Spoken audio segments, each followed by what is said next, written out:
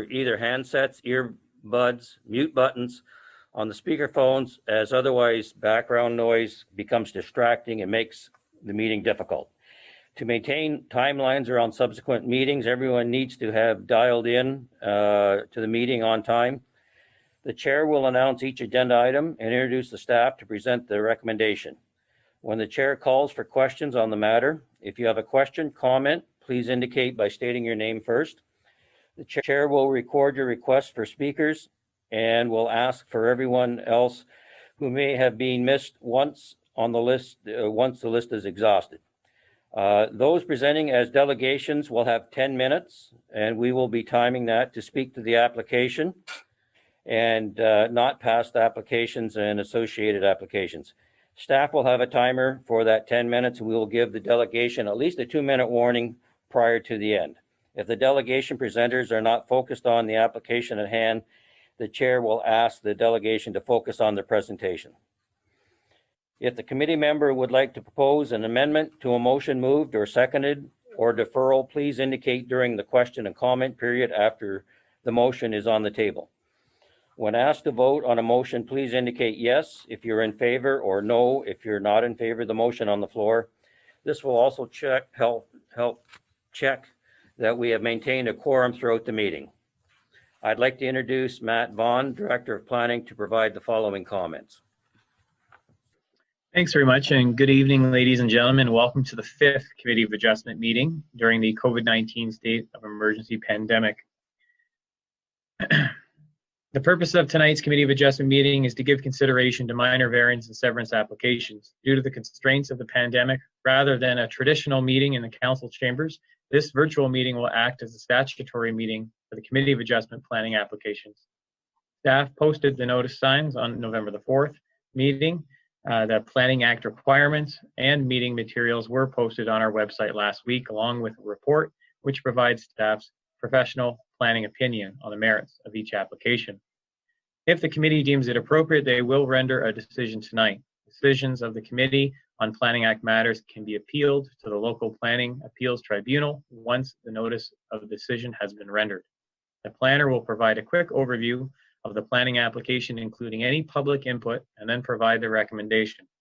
The committee will have an opportunity to ask the planner questions on the application before voting on a decision. On the video this evening, we have the appropriate staff: myself, Director of Planning Matt Vaughn, Planner Amanda Wazinski, Planner Dan Nemizniak, and Senior Planner Kayla DeLay to assist the committee. Thanks very much. Thanks, Dan. Now I'd like to call each member to order. So please indicate if by staying present if you are in attendance. Mary Jane Brown.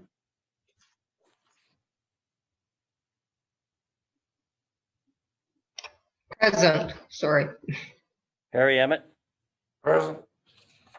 Daniel Zuloff. Present. Rebecca Smith. Present. Steve Schmidt. Present. And John Vamus. Present. Thank you, everyone. Now I'd like to introduce item 2, approval of the agenda, and I'm going to turn it over to Member Smith. Thank you. Moved by myself and seconded by Member Emmett that the agenda for the County of Brant Committee of Adjustment meeting on November 19th, 2020 be approved. Okay, please indicate if you're in favor of the motion. Member Emmett? Yes. Member Zuloff? Yes. Member Vamus? Yes. Member Smith? Yes. Member Schmidt? Yes. And Member Brown? Yes. I am also here, so we'll announce, and that's carried, and I'll turn it, we'll call it carried at the present time. All right, moving on to item 3, declaration of pecuniary interests. Has any member would like to declare at this time any conflict present on these tonight? If so, please state your name and the application number. I take it from that everybody is able to go ahead. Thank you. Item 4, adoption of the minutes from the previous meeting. I'm going to turn it over to Member Emmett. Moved by myself and seconded by Member Schmidt that the minutes of the County of Brant Committee of Adjustment meeting of October the 15th, 2020 be approved. Does anybody want to add or make any comments to that agenda that was put forward? If not, we'll put it to a vote. If for a motion, Member Emmett, Yes? Member Zuloff, Yes. Member Vamus, Yes. Member Schmidt, Yes. okay, Member Schmidt, Yes. Member Brown, Yes. and Member Hamilton, yes. That motion is carried to accept the minutes.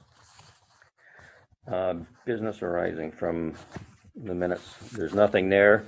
So we are now going to go on to our first one tonight. I'd like to introduce item 6A, CA-50-20-50, application A16/20DN from JH Cahoon Engineering on behalf of 11400506 Ontario Incorporated in care of Deshaun Atwell at 1744 Comer Street East, it should be. And turn it over to Pam Dooling, General Manager, Development and Services, for the presentation. Thank you. Good evening, Committee of Adjustment. Thank you for allowing me a moment to speak prior to the planner making the presentation for this application. I don't normally get a chance to address the Committee of Adjustment, so you can appreciate this is of a serious manner, and sometimes some of the smallest or minor variance applications can be some of the trickiest planning applications to process, write reports, and present as staff. I want to give the Committee of Adjustment assurance that application A1620DN from JH Cahoon Engineering on behalf of 11400506 Ontario Inc., care of Darshan Atwell at 1744 Colburn Street West, has been processed appropriately by County of Brant planning staff. This application is indeed a minor variance application as submitted by the agent and applicant. Staff have reviewed and processed and reviewed according to the Planning Act, the PPS, the County of Brant official plan, and the County of Brant zoning bylaw appropriately, and have carefully and professionally accommodated the agent, applicant, and public in speaking for and against this application this evening. It should also be noted that planning staff are also in receipt of a site plan application on this property that is currently being processed as per the County of Brant official plan and zoning bylaw policies, and as provisions for all proposed cannabis operations. It should be noted that this site plan application will not be approved until such time as a minor variance is approved. Due to some of the public comments received as part of this minor variance application, Planner Dan will be suggesting that the accompanying site plan application be approved by the County of Brant Council instead of the County of Brant staff, so that the neighbors of 1744 Colburn have an opportunity to address council as they have requested. With this information, I'll now turn the floor over to Planner Dan to present the application. Thank you. Thank you, Pam. Committee members, minor variance application A16-20 has been received for the lands located at 1744 Colburn Street East, otherwise more commonly known as the Brantford Mushroom Farm. This application appeared on the October 15th Committee of Adjustment agenda and was deferred for 1 month at the request of the applicant to allow for additional time to prepare a response to public comments received as part of that initial public notice circulation. Notice of tonight's hearing was circulated noting that the details of the application remain unchanged. So this application is required to recognize zoning deficiencies associated with the existing enclosed canopy and structure located at the rear of the property. Approval of this minor variance application will bring this structure into compliance with the zoning bylaw 6116. This application requests the following relief from that zoning bylaw. relief from section 6.2 to permit a rear yard setback of 7 meters, where the current zoning bylaw requires 15 meters rear yard setback, and relief from section 6.3 to permit a maximum lot coverage of 28% for agricultural uses and a maximum lot coverage of 12% for all other uses, for a total of 40%, whereas a maximum lot coverage of 22% for agricultural uses and a maximum lot coverage for 18% for all other uses is currently permitted. A condition has been included with the staff recommendation that requires the applicant or owner to receive a building permit for the enclosed structure and satisfy all requirements as part of the building permit process. This condition is included because a permit was issued for the open canopy structure at the time of construction only. A permit could not be issued for the enclosed structure because it does not currently comply with the required zoning setbacks and coverage. Public comments received as part of the circulation of this application have been included in the staff report and as part of the addendum circulated to the committee ahead of this meeting, and that those individuals are present to speak this evening will speak further to those comments. Staff acknowledge that the range of historical and ongoing concerns identified by the public comments extend beyond the minor variance requests and the powers of this committee. Any lot grading and drainage related issues are being reviewed by the appropriate departments as part of the ongoing site plan control application and being processed concurrently with this minor variance application. Any property standards related issues are being reviewed accordingly by law enforcement. For the committee's consideration, typically staff have delegated authority to approve and accept site plan control applications, with the option to have the approval referred to council for various reasons. Although this committee is only dealing with the merits of the minor variance application, the committee may wish to include with their decision a recommendation that the related site plan application be referred to council for approval. This would allow the site plan related concerns to be shared and discussed in a more appropriate forum. Planning staff are of the opinion that the minor variance application should be reviewed independently of any concerns noted as part of this application.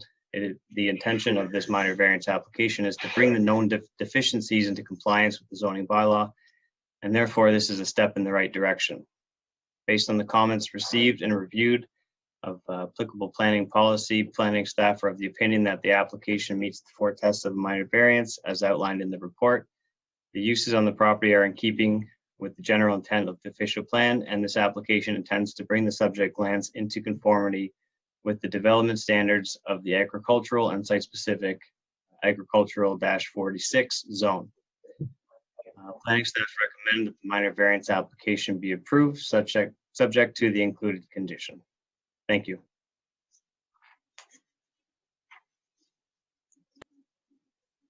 Thanks, Dan. And also thanks, Pam.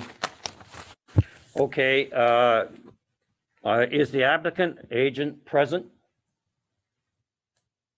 Yes, we are. Okay, would you like to talk about any of these points? Yes, thank you. Committee members, my name is Derek Cinco. I act as legal representative for the applicant. I'll just make a few brief comments with respect to this application.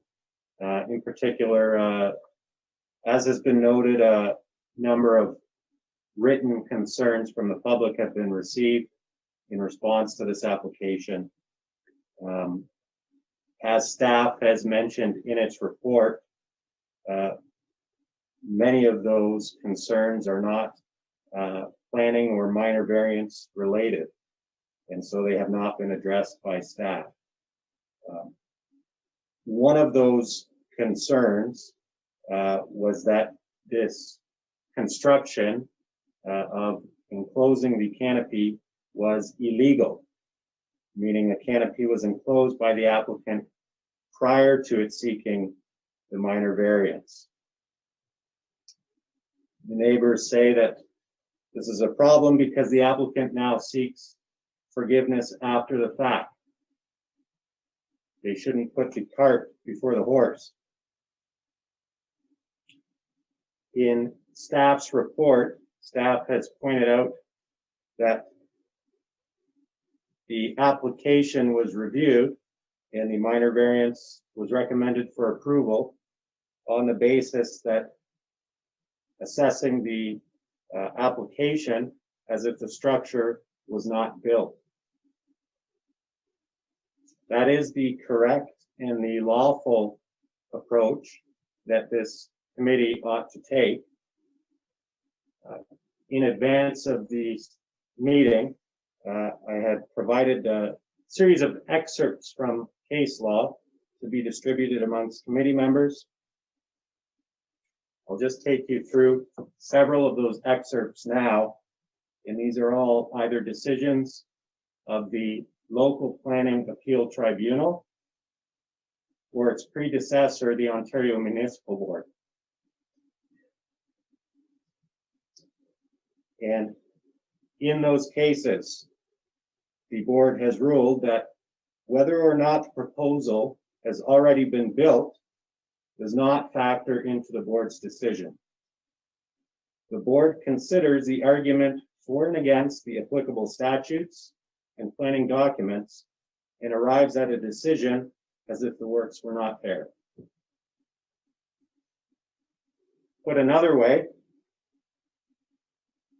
when a minor variance matter comes before the board where the construction has already occurred, the board considers the matter in the context of a hypothetical situation as if the construction had not occurred and determines the matter purely on the basis of its planning merits. So with those comments in mind, I'd like to turn it over to the planner for the applicant, Mr. Van Porten, to address the planning merits of the application.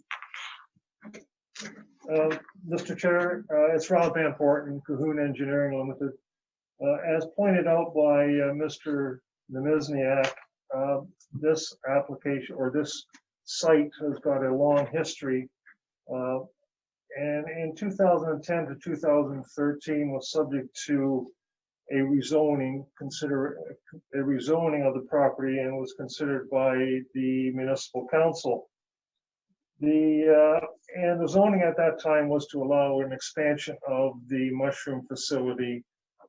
There was a proposal to expand the dwelling on the property, and there was also a proposal to create a canopy along the back wall of the mushroom facility.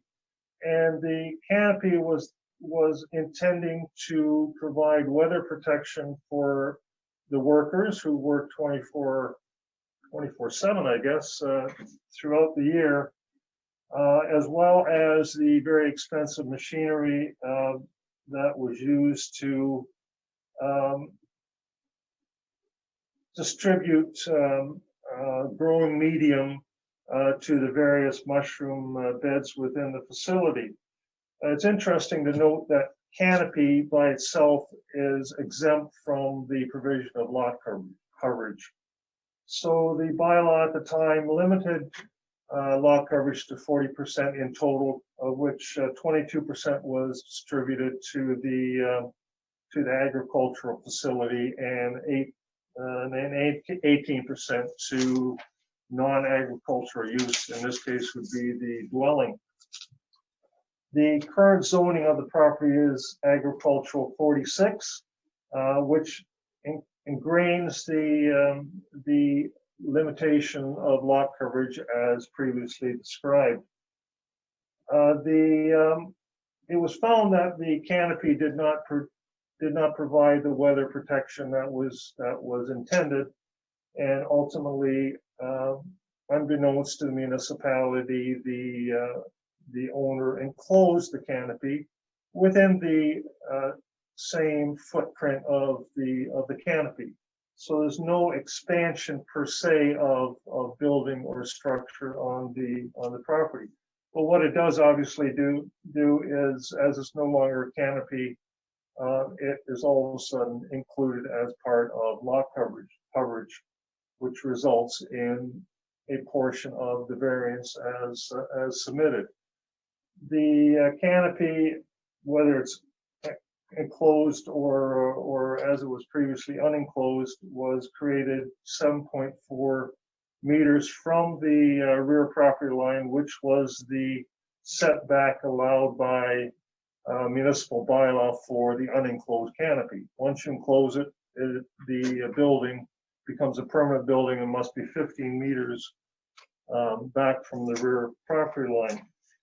So there are two variances. Number one is a redistribution of the overall 40% lot coverage as described by the planner, so that 28% is associated with the agricultural and 12% to the non-agriculture use, which is the dwelling. And the other aspect, obviously, is the setback, as I just described. I've gone through the Planning Act, Section 45(1), which basically determines when a submission is minor. And the first aspect is it must be conform to the general intent of the official plan. The second aspect is must conform to the general intent of the zoning bylaw. The third test is that it must be minor both quantitatively and on impact on surrounding properties. And the fourth one is it must be desirable for the appropriate development of the site. Mr. Chair, I noted that planning staff have analyzed these same four tests and concluded in their report that in fact it should be considered as minor. In my You've got 2 minutes left there, Rob. 2 minutes to finish. In my submission to the municipality, I've also analyzed these four tests, which includes a very detailed description of how I felt it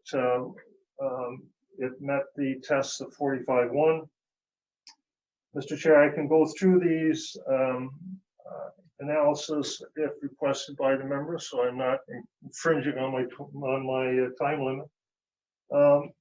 Anyways, I concluded, and both staff and I conclude that in fact the application is minor as required by Section 45(1).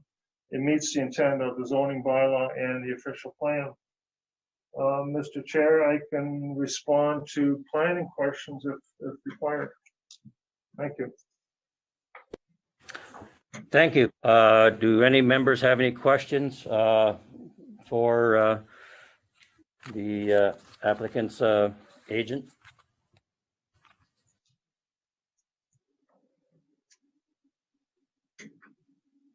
I have one. Okay, Sorry, go ahead. Go ahead, Dan. Okay, through the chair to the applicants, or maybe to the applicant solicitor even.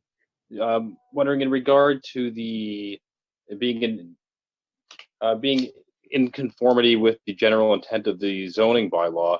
I mean, in this case, the bylaw was passed very specifically to address this specific site, correct? So we know that council directed their attention to the specific mushroom farm where they passed that bylaw. Would that not be a relevant consideration to us when we decide whether this is within the general consent of the zoning bylaw?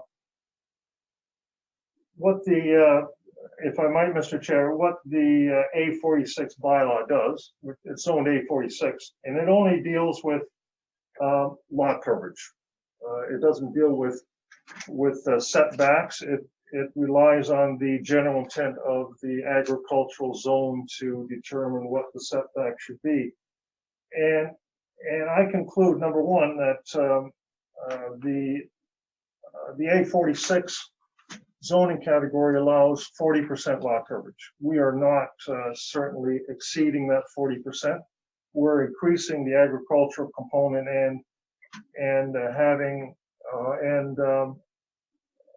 reducing the non-agricultural component, lot coverage component accordingly, so that 40%, what was the intent of the municipality, is still being maintained in a slightly different format. The other aspect, obviously, is setback from rear yard. The canopy, prior to its being enclosed, established a bulk and location for a structure. Clearly, the enclosure does not increase the overall footprint. It is, they enclose the roof structure. Ironically, there was also a bit of a parapet wall running along, so there was already a partial enclosure of the canopy, of which they got a building permit for. So in my estimation, and I believe staff have agreed, that in fact the intent of the zoning bylaw continues to be maintained, because the structure doesn't infringe or encroach any further into the rear yard, and the overall 40% lot coverage continues to be maintained.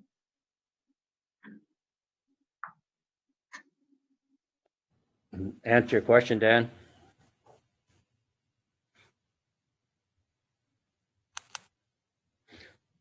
Okay. I have a question I want to put forward. If we go ahead and make this approval for a minor variance, then why do we need a new building permit for a permanent structure when one was supposed? It doesn't make sense that we go ahead and approve something and then we go around and turn around and get another building permit that is for the full structure that was currently built that did not follow what the original building permit had. Any comments? I think Bob Phillips from Cahoon Engineering, this would be a normal condition that a permit be issued for modifications to any structure. It's no different than anybody doing a renovation on their house. So we have absolutely no objection to that, and that gives the building department the opportunity to review the construction details that were done without a permit.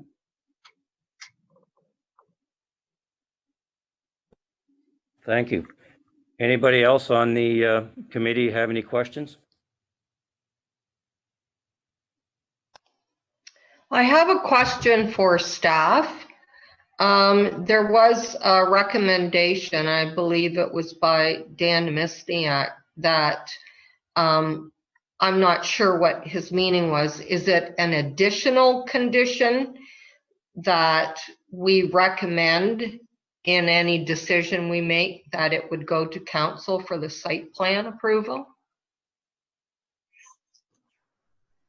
Through you, Mr. Chair, that's correct. So, and I'll look to my director of planning to confirm whether we're looking for the wording to be added as a second condition, or whether it's simply an endorsement of the idea that the site plan approval be referred to council. Thanks, Dan. Either would suffice. It would be better as a condition, though. Thank you. Okay, thank you. At this point, I'm going to ask if there's any public delegations that wish to speak to this application. And if so, please let us know, state your name, and we'll go forward from there. Mr. Chair, there are two gentlemen here to make presentations. Okay, who wishes to go first? Just a minute.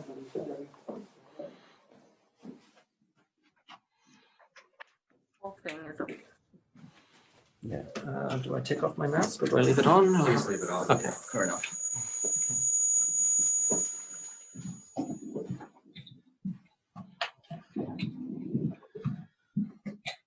Please state your name, please, and Yes. go for it. You'll have 10 minutes to make your points. Fair enough. I don't think I will need 10 minutes. I would actually like to have this as a Q&A from the committee members, because I've certainly provided enough materials prior to this meeting for you to make a consideration. What it boils down to is that— We have your name, please. It's Edward Ozog. Thank you. Yes, and I live at 1722 Colburn Street East.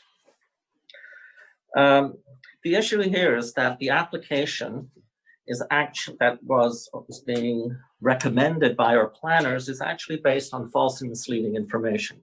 And we have actually said it, we consider the information actually fraudulent. And the reason is that they make no mention of the two specific bylaws, site-specific bylaws that were passed by the full council of the County of Brant on November 26, 2013, specifically to prevent what has now happened on this subject property, meaning the building of a fully enclosed building way over the lot setbacks that are available on this property. And so I'll deal with two issues. First of all, I will deal with the lot setback. Representations have been made that the lot setback currently for the property is 15 meters. It is not. It is 19.5 meters as specifically outlined in bylaw number 20113, passed on, as I said, November 26th in November by the full council of the County of Brant.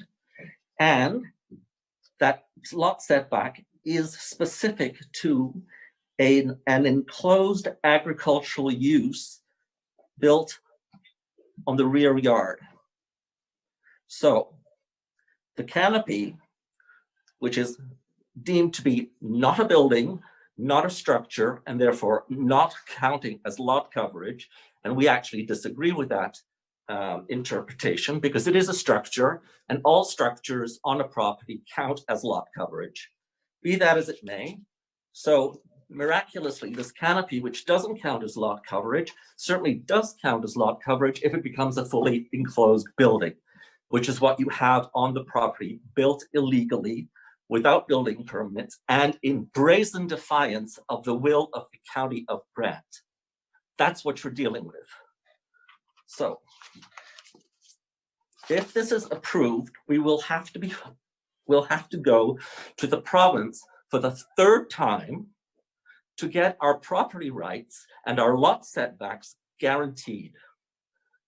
There have been this, so in 1998, my neighbors, before I arrived here, because I've only been here 20 years, went to the OMB, the Ontario Municipal Board, to have certain guarantees with regard to the mushroom farm operation to protect their rights. And one of the things that came down from from Mr. Daly, the adjudicator, was lot coverage. And he gave specific directives as to what the lot coverage for the subject property would be. This is the province. The province told the municipality what the lot coverage would be. This means that the adjustment committee cannot change these without going back to the province to change the rules. The county cannot change this without going back to the province to change rules. So we will have to go back to the province to ensure that the rules that the province set for the County of Brant are being upheld.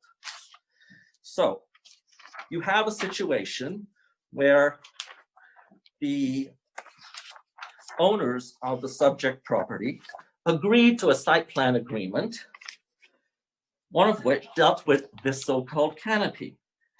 And it is in section 4 of the site plan agreement. The site plan agreement falls under bylaw number 213, and it says, the owner agrees that the proposed canopy shown in Schedule B, site development plan, shall be a permanent unenclosed roof structure.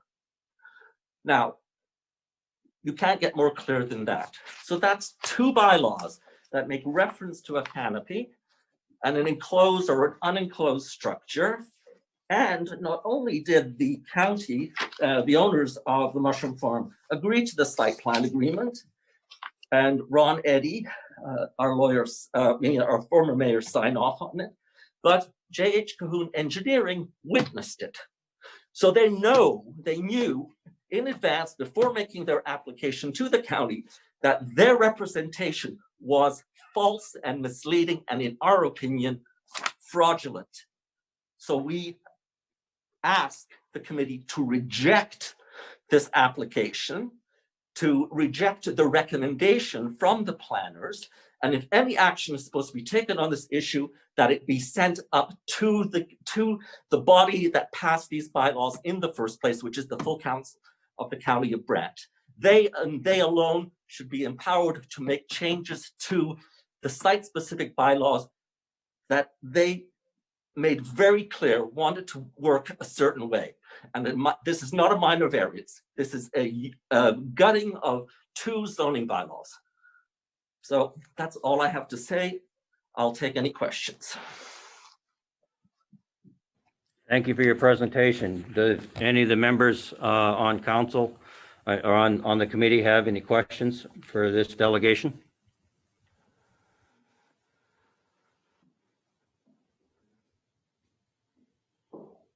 Okay, if we have no questions, thank you for your presentation. And I do believe we have a second delegation here wanting to speak to this. Is that Mr. Singh?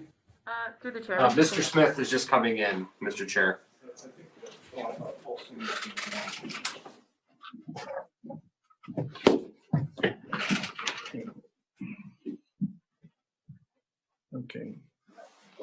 Okay, thank you. My name is Brian Smith. I live at 1756 Colburn Street East. I have a farm which is to the east and to the north of the mushroom farm.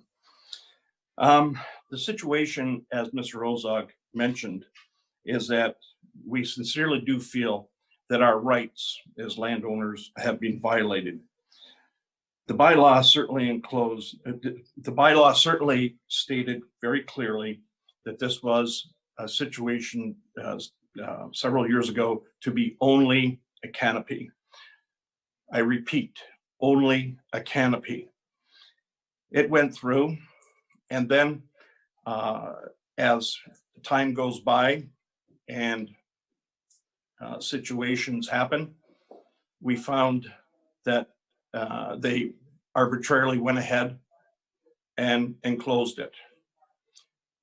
This is clear negligence for the law, clear negligence for not informing the county staff of what they maybe had wanted to do or proposed to do. As a resident and a landowner, I certainly do feel violated. I feel taken advantage of. And quite frankly, with this situation here, there's nothing, this is nothing more than bullying. I find that the mushroom farm, because of the situation, has just arbitrarily had no respect for the county and certainly no respect for the neighbors.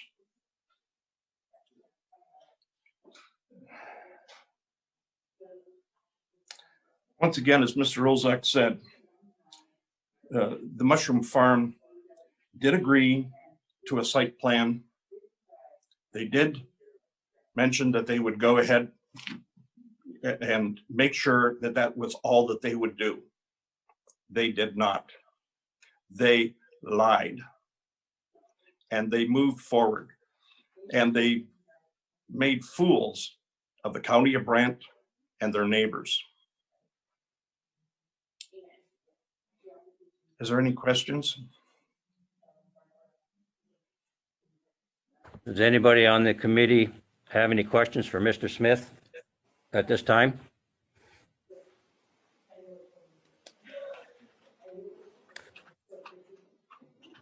I guess there does not seem to be any, so thank you for your comments this evening. Thank you. And with that, is there anybody else on the delegation that we know right now? Mr. Singh, okay. Please state your name and your comments, please. Good evening. Name is Paul Singh, 1730 Colburn Street. I reside to the west of the mushroom farm property. I've been here almost 40 years. And I want to discuss a couple of things here. One thing is the site plan agreement, which is became very dysfunctional right after it was implemented. And so I'll show you some video what kind of pollution we were dealing with. Before, I should discuss the engineering drawing. This practice has been going on for a while. If you go back 1998 engineering drawing, and there was addition built, and if you look at the drawing, the addition is supposed to be only 292 square meters, but if you check, it was 337 because I got CAD drawings for that, and also the engineering drawing been submitted over the years. I know the mushroom farming inside out. I've been consulting at different mushroom farms for almost 35 years, and I know this building pretty good. And if you look at the drawing in 1999, when the addition was granted, the distance from the fence line was 13 point some meters. Say supposed to be 13.34 meter, which is the southwest corner. If you presently see, it's 11.93. And the canopy, which is basically became a building now, if you see on the northwest corner, you would see it's a flush with the rest of the building. So therefore, those kind of indicators, and plus there was another approximately 100 square meter was added to east of the building with the lean on. So this canopy on ground reality might be bigger area than 994 square meters. So they might have already exhausted 28% of the percentage of the coverage they are asking for. It might spill over to over 40%. And that's one thing need to be looked at and verified by third party, what kind of a footprint we have. I have spoken to Dan today about it, and I gave a little more details. And the more details are available if anybody wants them. And as far as the water pollution is concerned, it never changed. We had the roadside ditch cleaned, which I had a water test done, and it showed up formaldehyde. County has all that information. And we had the ditch cleaned and everything done. In 2016, the ditch was refilled with all the pollutant and substrate flying with the drainage out to roadside ditch. That was cleaned in 2018 again. Then the water practice start to pump the water out on the open in the back southwest corner, northwest corner. It was flowing through our property for a while. Then all the substrate and solids filled up the swale and start to flow through Mr. Smith's property.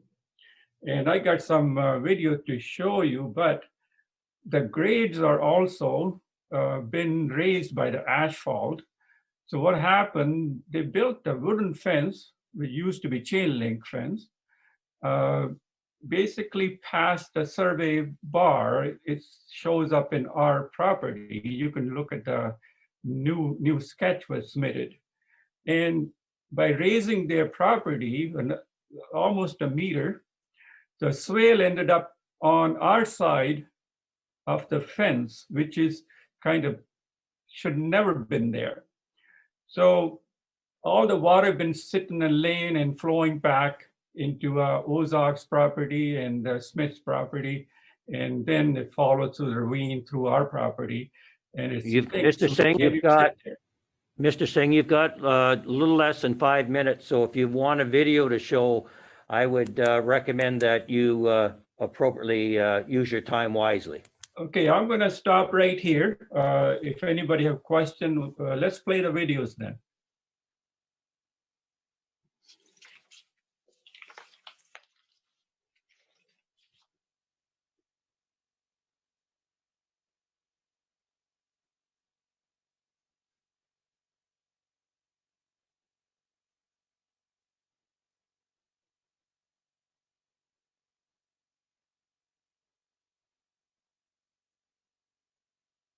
You can see the pump being utilized by the float system. It ends up other side of the fence now.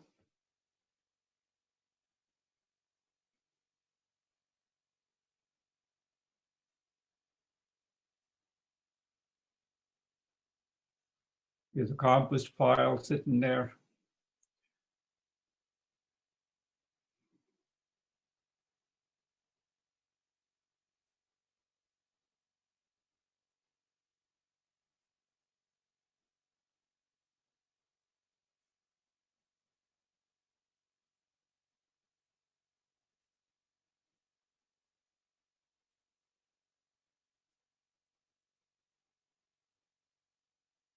This information goes back all the way to 2014, and it continues on. Never changed any things on our ground. Reality stayed the same. You just saw the pump go off.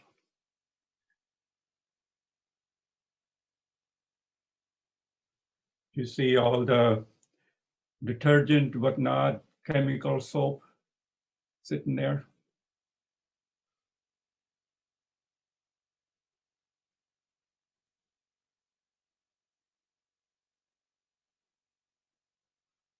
It's just a shot.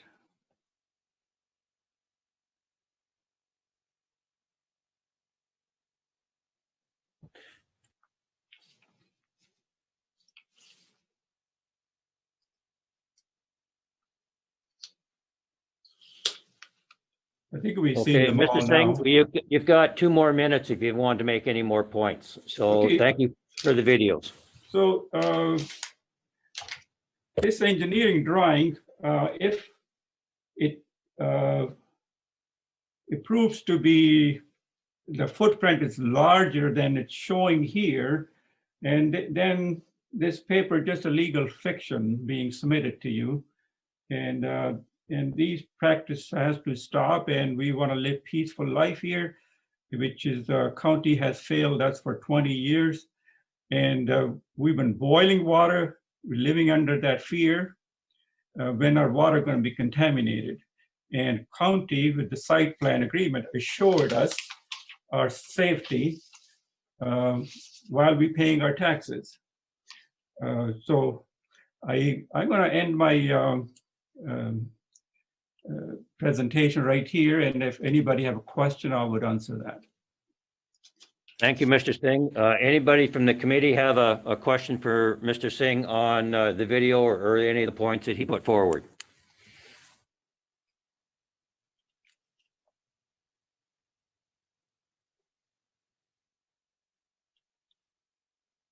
Okay, if there's no questions, thank you for your presentation there, Mr. Singh. And the others, is there anybody else to make a delegation to make a comment on this application?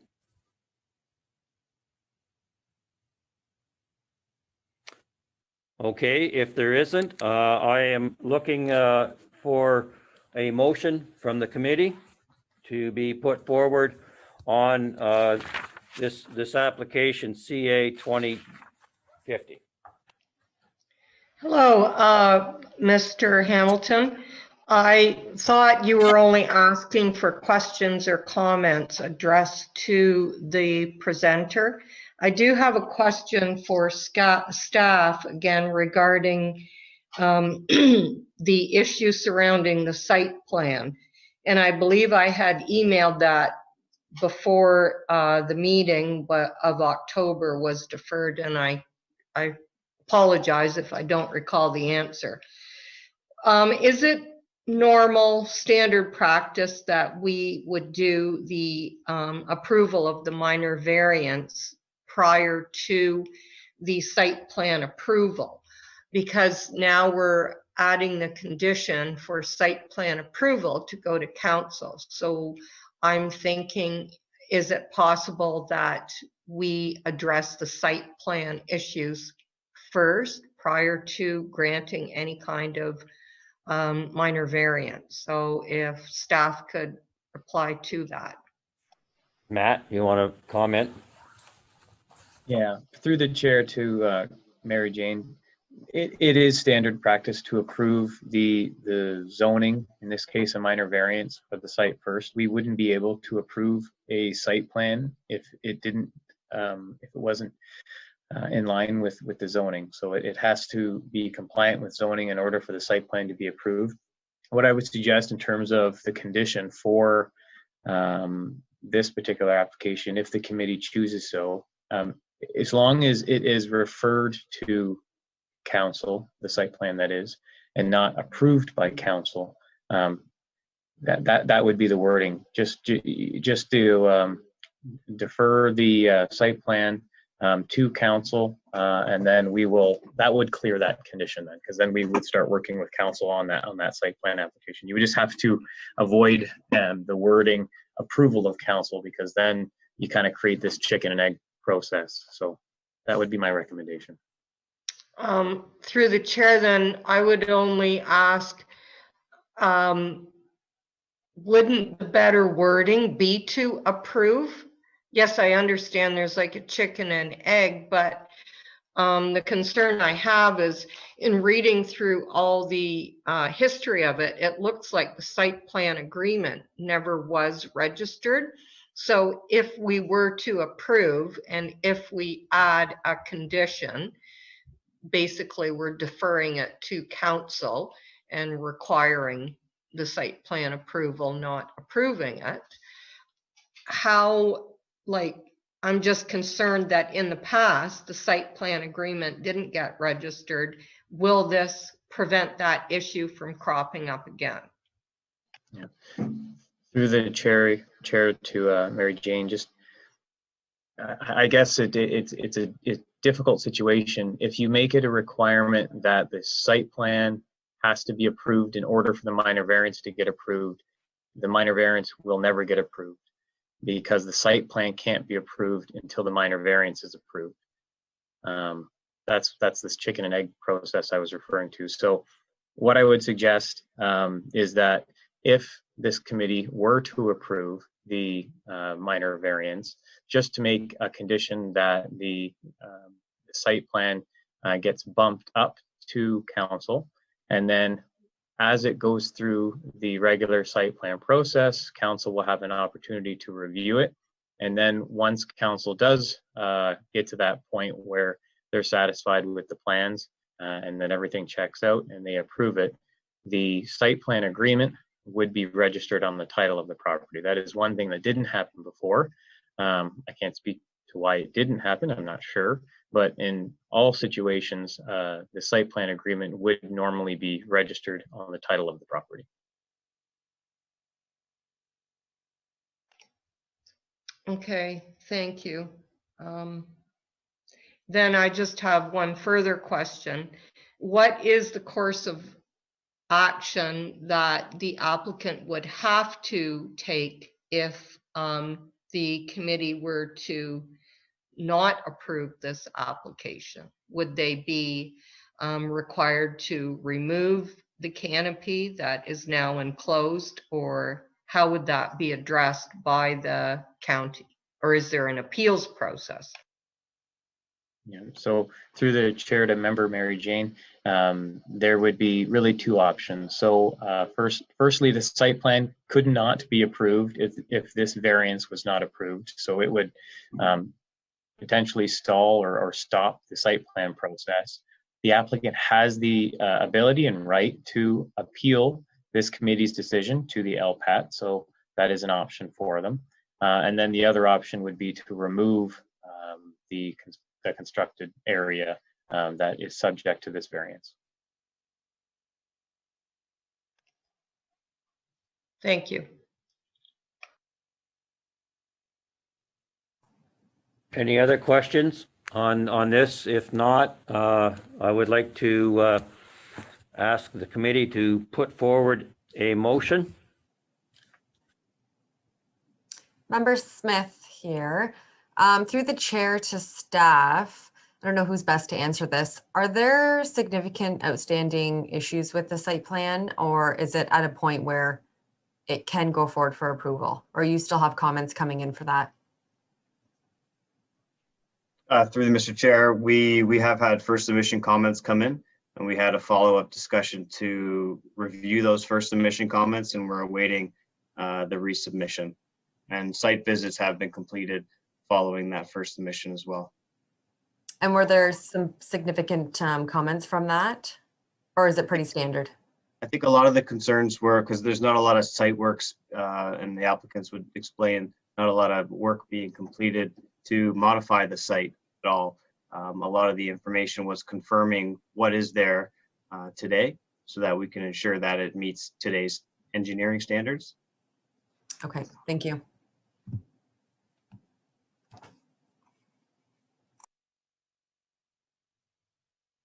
All right, any other questions for clarification? Or does somebody wish to put a motion forward?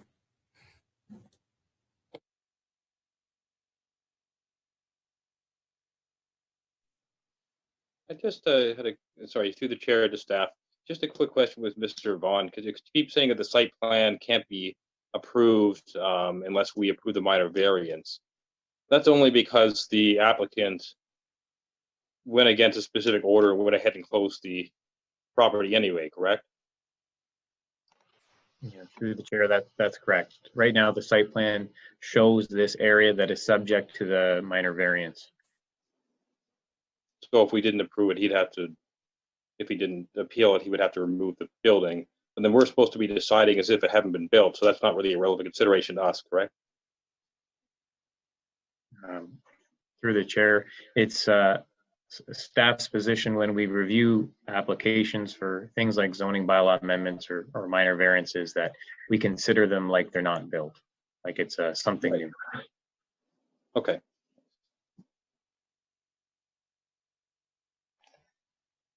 Member Brown, I do have one further question regarding, again, the site plan. If you were to compare the site plan that never got registered all those years ago to what is being proposed today, is that a possibility, or is there no documentation available to compare that original site plan? I'm assuming something was submitted at that time. Can I allow the applicants? Bob, I see you reaching. Do you have a response? I just unmuted myself. The site plan that was submitted for this particular application was identical to the one that was approved by the county, and the site plan agreement prepared but not registered. The comments that have come back are probably taking a site plan that was done years ago and bringing it up to 2020 standards. And I think the site visits that have happened with county staff have indicated that generally they're okay with the site plan, but just bring it up to today's standards.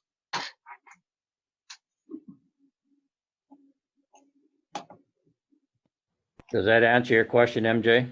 Yes, thank you.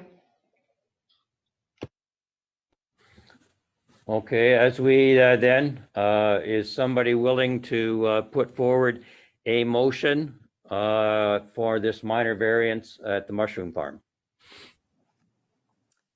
Sorry, Member Smith here again. I just have a quick question, and this is probably through the chair to staff.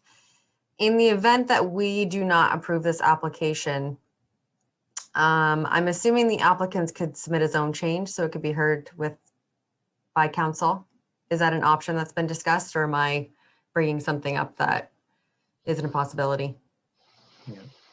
So through the chair to Member Smith, technically speaking, they could submit a zoning bylaw amendment and go to council. They could come up with a new application and submit it to this committee again if they really wish.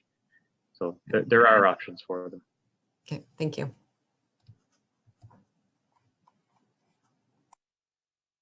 All right, one more time. Has everybody got the questions answered that they needed right now in order to put forth a motion so that we can now then vote on the application that is before us at the moment?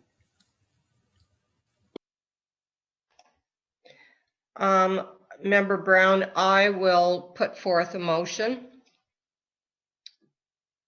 I'll make a motion that we deny the application for minor variance A16-20-DN based on the ongoing issues surrounding the site plan.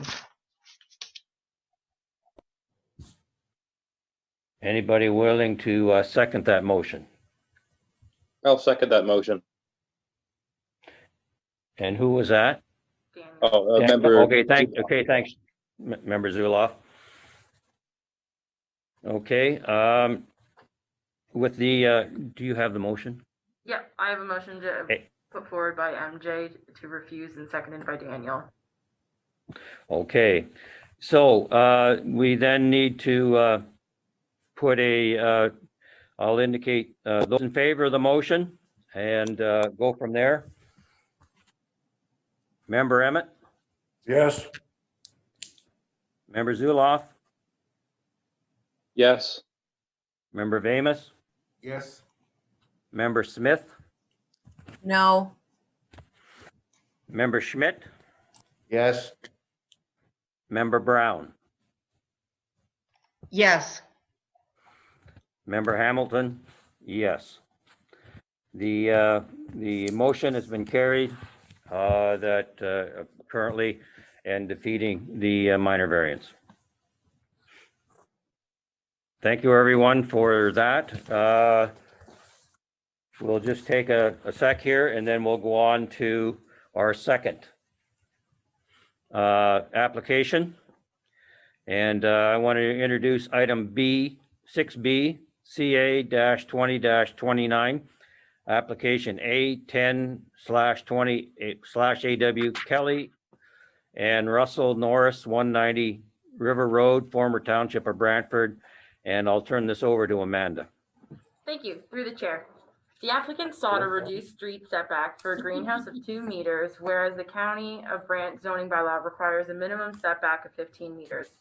As that is the next closest use. Through circulation of the minor variance, the GRCA noted that the hoop house does not meet their definition of a structure and declined to provide comments on the minor variance application. Unfortunately, the county zoning bylaw does not contemplate for temporary hoop houses and had to review as a permanent greenhouse, and greenhouses are not permitted on land zoned as natural heritage. Through public circulation, 6 comments were received from 5 different households opposing the application. Staff are recommending refusal of the application, but note the refusal is based on the structure being reviewed as a greenhouse and not a hoop house, as the zoning bylaw does not contemplate for hoop houses. I'm happy to answer any questions the committee may have. Thank you, Amanda. Any questions for Amanda? Okay, is the applicant or agent present? Yes, that's me. State your name, please. Russell Norris. Thank you. And any comments you have on this application?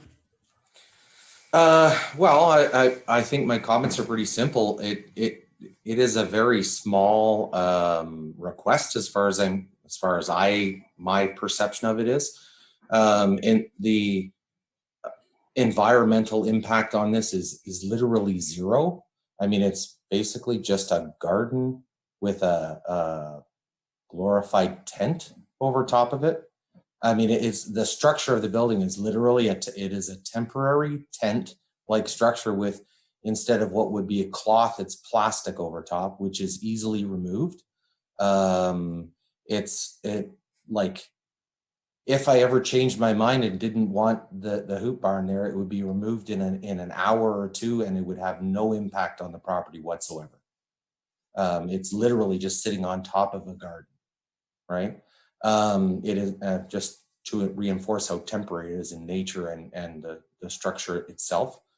The position and placement of it is, well, I guess you have to see the property, but it is a really old farm, and I have some very large, big, beautiful trees that I don't want to cut down and I don't want to remove. And the position is literally the only place on my property that is in proximity enough to the house that I would be able to water the garden and has full sunlight. So the intention is to be able to have a little bit longer growing season so that I have a wider variety of plants that I can grow. I mean, really the positioning and placement of it is specifically because the only source of water I have is my house. So it needs to be within a proximity of the house. I know there was some commentary about placing it on, you know, like behind the barn or over in the field or something, but that would actually be nearly impossible to service the building, like to water the plants and to maintain it. And because of the desire of proximity to the house, really the only place that I get full sunlight is in this particular area, because I have quite a canopy of trees all around the house, except right there at the front. So it is actually surrounded, like for visual, like from a visual perspective from the road, it is surrounded by trees on three sides that are like 60 feet tall, and the front area on one side, maybe 30% of the front of it is actually covered by a large flowering bush area that I have that's growing. So it's actually only exposed to the road, like from a visual perspective, for 50 yards as you're driving by my front driveway. So like impact wise, it has very little impact whatsoever. I don't know if there's any other, if there's any other questions that you have for me about it, but my perception of this is actually a very, very small request. If you have any questions, feel free to ask. Thank you. Any members of the committee have any questions for Mr. Norris? Yes, Member Brown, through the chair. I noted there is quite a number of comments from your neighbors. Have you been able to address any of their concerns? Just me? Okay, sorry.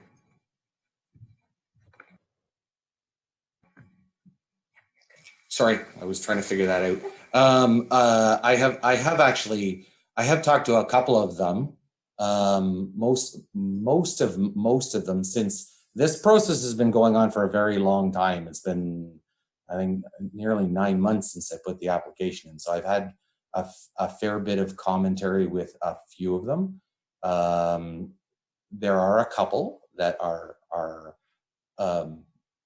upset with me, but I have a suspect that it's actually on a personal level. It's not necessarily about this hoop house, but that is a different conversation. There was some commentary about smell emanating from the hoop houses and snow removal, problems with the city being able to remove the snow. Just for perspective, the hoop house is like 30 feet away from the road and will be removed during the winter time. Like, it's actually, I plan to be taking it down this weekend because my season's over. So I mean, those issues are really non-issues. And as for any, aromas or whatever that might be coming out, there's no refuse, there's no pungent aromas coming out. I mean, we're talking about spinach and tomatoes, and I mean, I don't know. I don't know how many people have grown gardens before, but if you've grown spinach before, there is no smell. So I don't know where those comments are coming from. So that particular applicant, I actually have talked to him a few times in the last month, and I don't think he actually has a problem now. So. Thank you. Your comment, you indicated that you have hoop house there currently.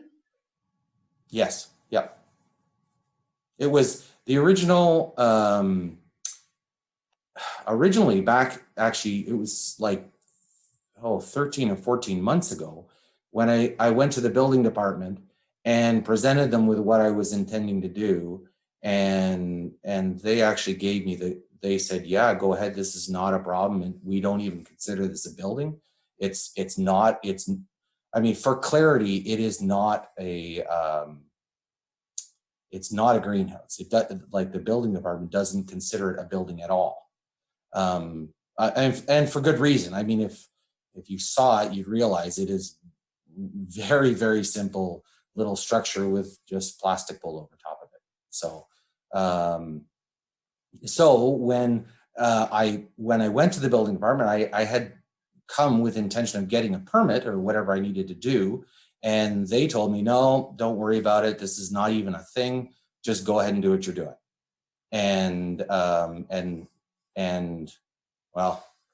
And then 14 months later, we're sitting here having this long conversation after I can't even tell you how many meetings and emails and calls and whatever I've had with people about this. So it seems a much ado about nothing to me. Anyway. Thank you. Sorry. Anyone else have any comments or questions on this application?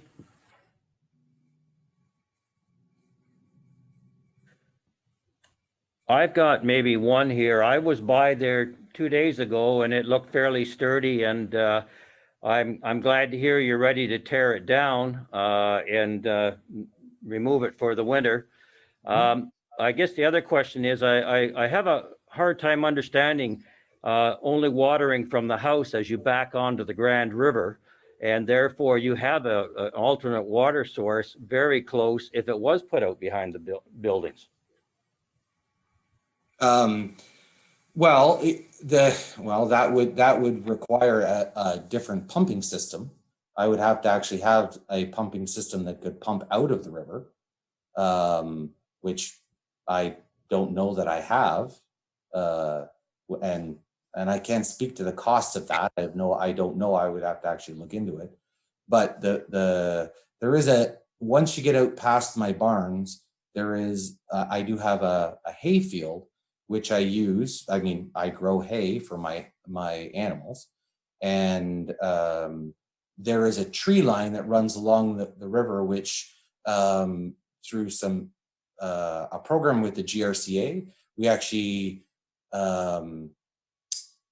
put a tree line. I don't know what you call it, but it was like a water filtration program that they had about planting trees along the river to help for like water runoff, not having your topsoil eroded and things like that, and not having the bank eroded.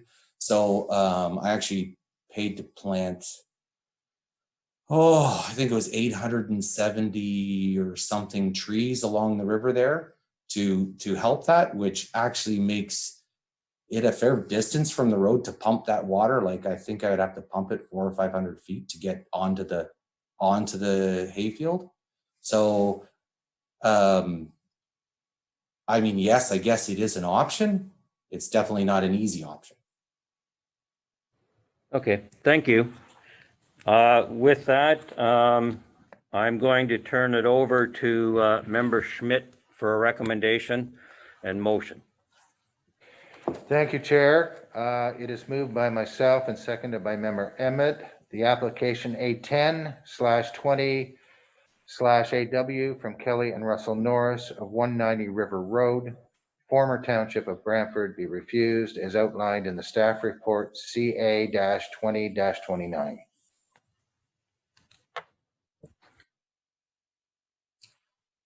All right, I would like to ask each member if they are in favor of that motion or not. Member Emmett, Yes. Member Zuloff, Yes. Member Vamus, Yes.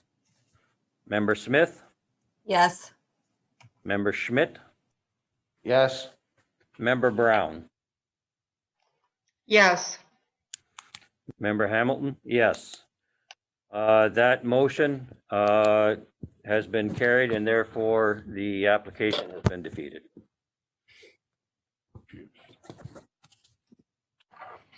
All right, moving on to section C, CA-20-52, application A17-20 AWJH Cahoon Engineering on behalf of Mark Healy and Charlotte Wilson at 53 St. Andrew Street. And I will turn it now over to Amanda. Thank you. Through the chair. The applicant sought a variance for an increased gross floor area of 105.7 square meters, whereas a maximum of 95 square meters is permitted. The variance is being sought to facilitate an addition of 37.9 square meters to the existing detached accessory structure. No public comments were received through public circulation. Staff are supportive of the application, and conditions of approval speak to providing an updated grading plan and acknowledging a business cannot be operated from the accessory structure without being subject to additional reviews. Staff are recommending approval of the application, and I'm happy to answer any questions the committee may have. Thank you. Thank you, Amanda. Is the applicant or its agent present? Yes, I am. Bob Phillips from JH Cahoon Engineering Limited.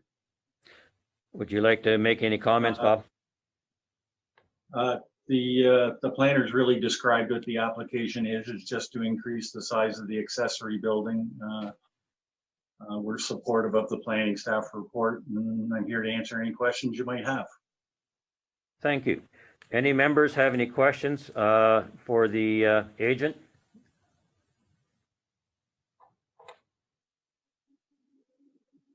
All right. Is there anybody in the public or a delegation that wishes to speak to this motion?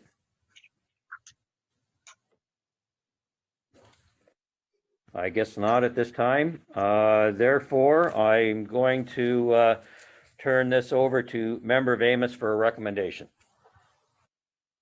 Thank you. Moved by myself and seconded by Member Zuloff that application A17-20 AW from GH Cahoon Engineering on behalf of Mark Healy and Charlotte Wilson, 53 St. Andrew Street, be approved as outlined in the staff report CA-20-52. Thank you, Member Vamus. I'm now going to ask those in favor of the motion. Member Emmett? Yes. Member Zuloff?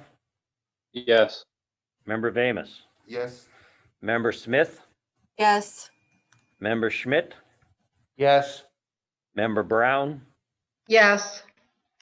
And Member Hamilton? Yes. We have, that motion has been carried and the application has been approved. Thank you. You're welcome. Moving on to our next item. Item 6D, CA-20-53, application A19/20/AW and B55-20/AW, John and Barbara Zudziak. I apologize if I mispronounced it. 66 7th concession, and I'll turn it over to Amanda for comments on it. Thank you. Through the chair.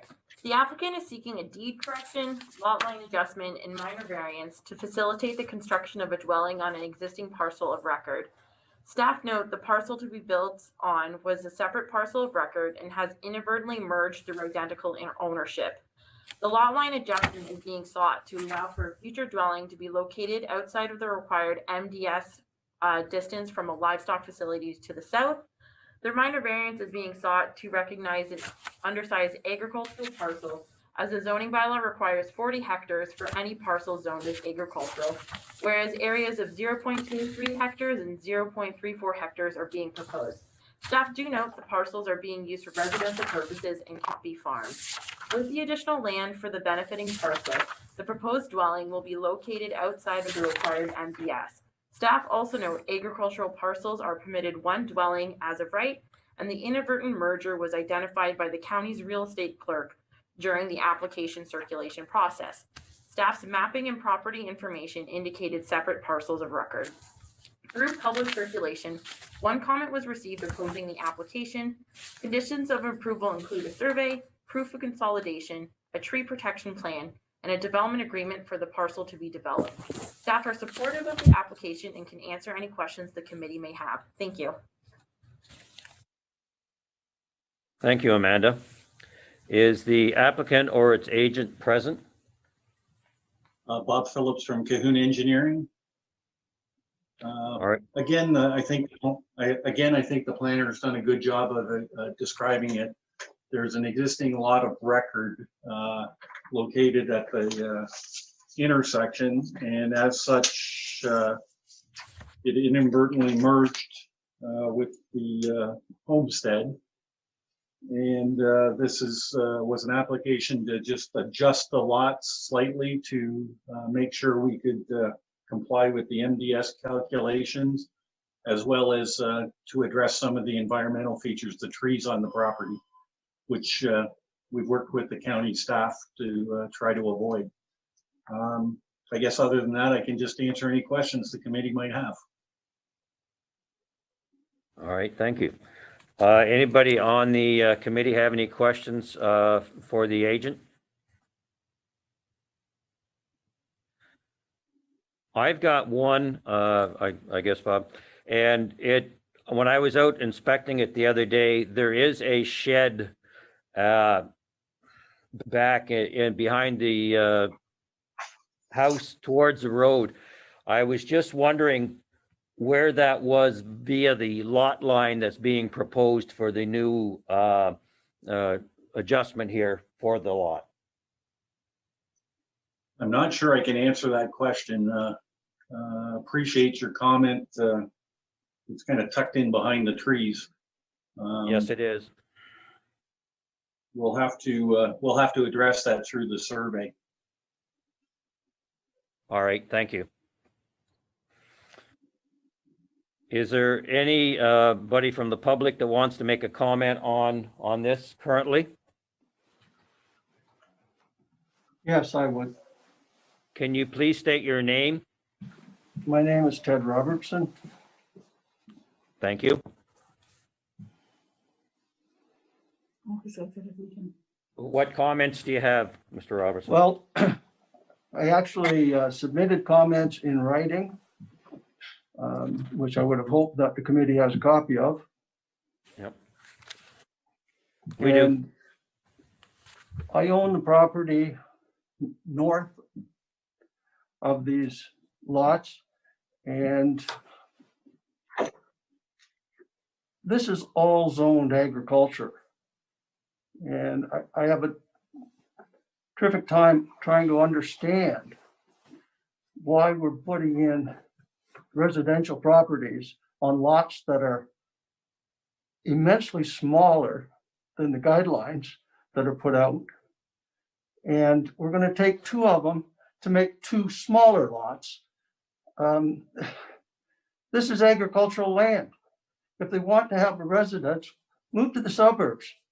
I didn't move to the country to have somebody across the road start building houses on land that he bought to put in one house. And now he's taken a slice off that, put it together so he can put two houses there.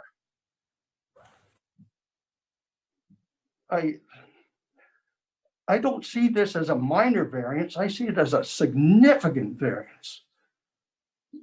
that to approve two smaller lots for two residential dwellings. Flies in the face of having agricultural property. Why do we even zone it agriculture? Zoning aside, my concern is that the lots are then going to be smaller than the rest of the lots in the area, because there is residential further down the 7th. And all of those have a larger frontage and are larger lots. Some of them are on agricultural property, some of them are just on lots, and I have no idea what the zoning is. But putting two houses so close together on much smaller lots is not in keeping with the area.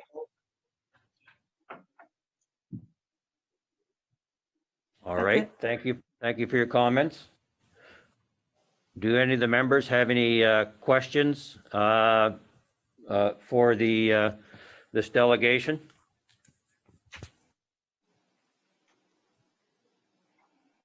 All right. With that, I am going to turn it over to Member Zuloff for a recommendation on this application. Okay, moved by myself and seconded by member Emmett that the application A1920AW and B5520AW 66 7th concession be approved as outlined in staff report CA 2053. Thank you, Member Zuloff. I am now going to call for the motion. Member Emmett? Yes. Member Zuloff? Oh, sorry. Yeah. Yes. Member Vamus? Yes. Member Smith? No. Member Schmidt? No. Member Brown? Yes. Member Hamilton? Yes. The motion has been passed and the application has been approved. Thank you. Thank you for your time. Okay, moving on.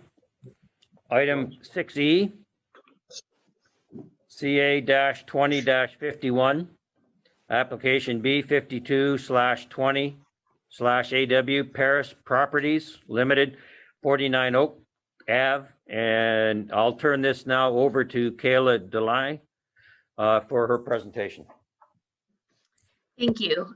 So this is a consent application for lands located at 49 Oak Ave. And they're requesting to sever two residential building lots, each having an area of approximately 620 square meters and having frontages of 13.4 meters. The purpose of this application is simply to separate a proposed semi-detached dwelling that is under construction on the subject lands. Planning staff have not received any comments from the public on this application, and we are recommending approval subject to the attached conditions.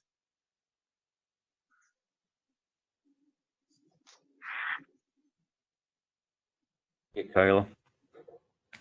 All right, any questions for, number one, I guess I'll, before I do that, is the applicant or the agent for this application present? Bob Phillips from J.H. Cahoon Engineering Limited. This application is just an administrative process to split a semi into two units for individual sale. We read the planning staff report and is supportive of the recommendations. Thank you. Any questions for the agent at this time for this application?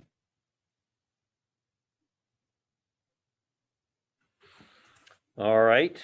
If not, I'm going to turn this over to Member Zuloff for a recommendation. Moved by myself and seconded by member Vamus that application B5420AW from J.H. Cahoon Engineering on behalf of Paris Properties Limited, 49 Oak Avenue be approved as outlined in staff report CA 2051.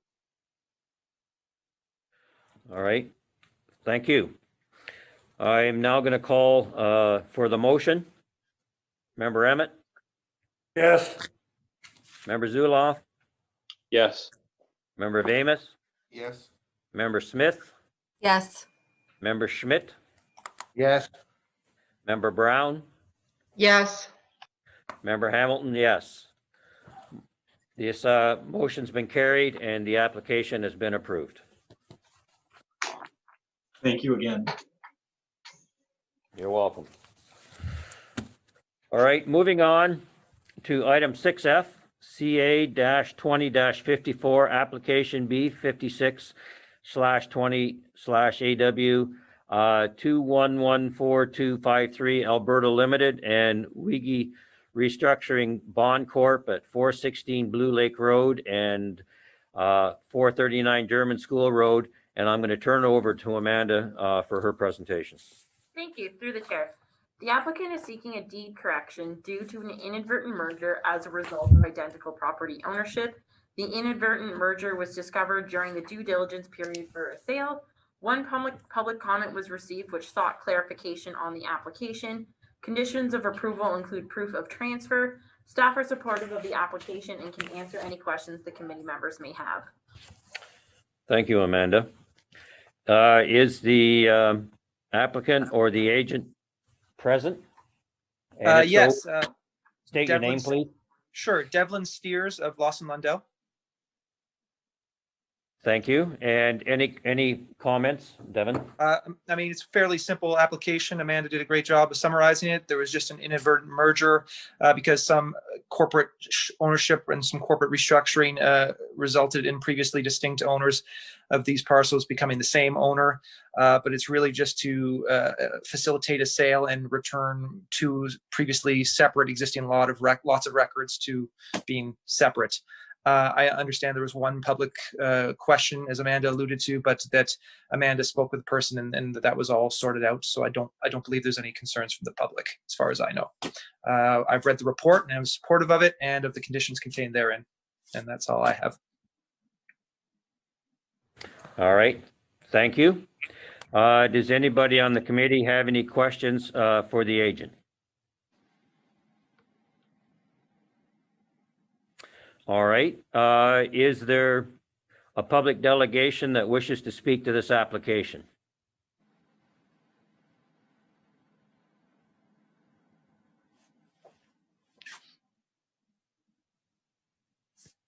Do we have anybody?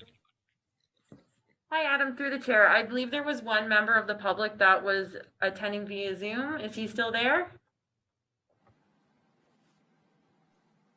Hi, Amanda.